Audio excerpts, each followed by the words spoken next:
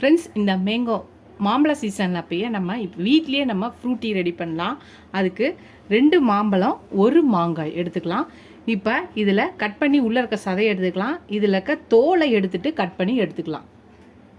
மாங்காயோட தோலை ஃபஸ்ட்டு சீவிக்கலாம். சீவிட்டு இதை குட்டி குட்டி பீஸாக நம்ம கட் பண்ணி எடுத்து வச்சுக்கலாம். தோலை சீவி வச்சு இப்போ இதை எந்த சைஸில் வேணாலும் நீங்கள் அரிஞ்சிக்கலாம். நம்ம மிக்சியில் போட்டு தான் அரைக்க போகிறோம். அதனால் நம்ம இதை பீஸாக போட்டுக்கலாம்.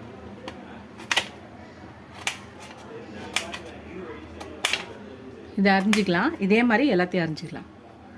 இப்போ மாம்பழத்தையும் நம்ம கட் பண்ணிக்கலாம்.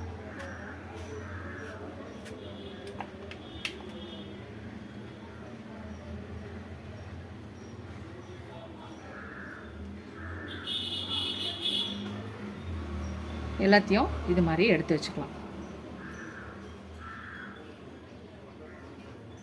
மாங்காய் மாம்பழம் 2 அரிஞ்சு வச்சுருக்கோம். இப்போ இதை போட்டுக்கலாம் ஒரு மிக்ஸி ஜாரில்.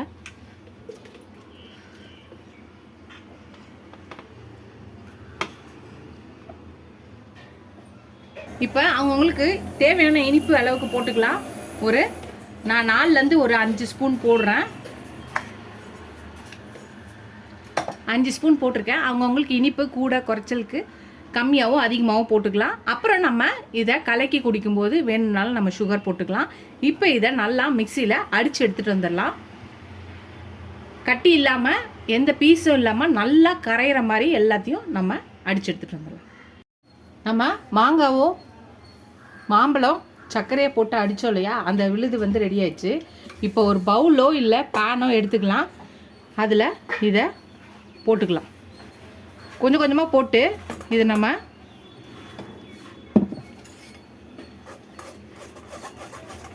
எந்த இதுவும் இல்லாமல் சாஃப்டாக இருக்கிறதுக்காக இது பண்ணுறது. அப்போ தான் ஃப்ரூட் நம்ம மாசா ஃப்ரூட்டிலாம் நல்லா ஸ்மூத்தாக இருக்கும் அந்த பேஸ்ட்டு. அதுக்காக தான் இது நல்லா இந்த மாதிரி எடுத்துக்கலாம். கொஞ்சம் கொஞ்சமாக போட்டு இதை வடிகட்டிக்கலாம்.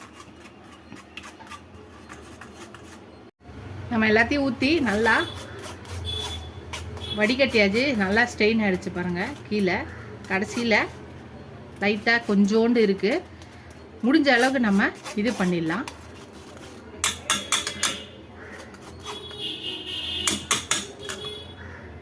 அவ்வளோதான், இதை எடுத்துடலாம்.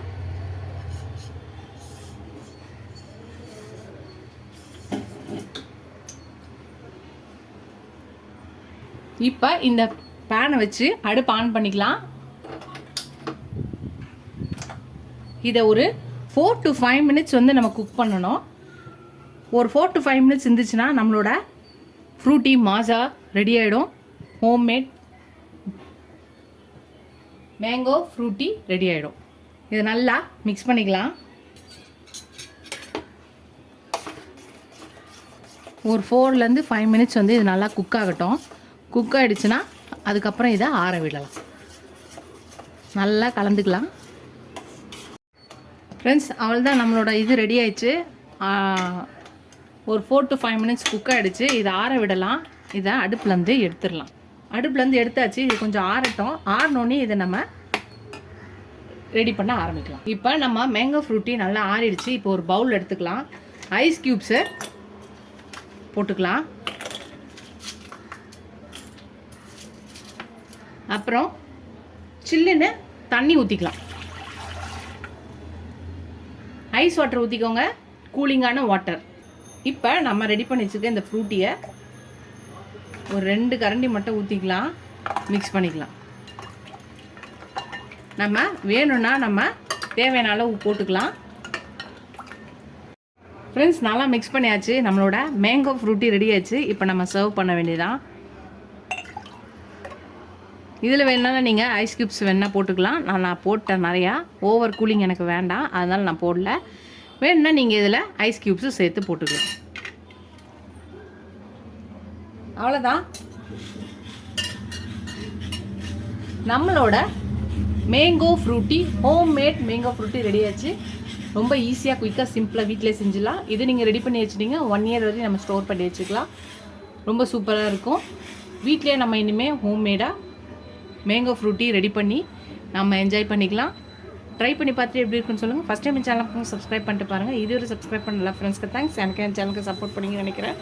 நிறைய பேர் வீடியோஸ் பார்க்குறதில்ல, ஃபுல் வீடியோஸாக பார்க்குறதில்ல. முன்னாடி மாதிரி எனக்கும் என் சேனலுக்கு சப்போர்ட் பண்ணிங்கன்னு நினச்சி தான் நான் வீடியோஸ் போடுறேன். நம்ம எல்லோரும் ஒரே ஃபேமிலி அப்படின்னு நம்பி தான் நான் வந்து வீடியோஸ்லாம் ரெடி பண்ணி போட்டுட்ருக்கேன். எனக்கு சப்போர்ட் பண்ணுங்கள். என்னோடய வீடியோஸை பார்த்து ட்ரை பண்ணி பார்த்துட்டு எப்படி இருக்குன்னு சொல்லுங்கள். இதோட அடுத்த ரெசிபியில் பார்க்கலாம். டாடா பாபா ஃப்ரெண்ட்ஸ்.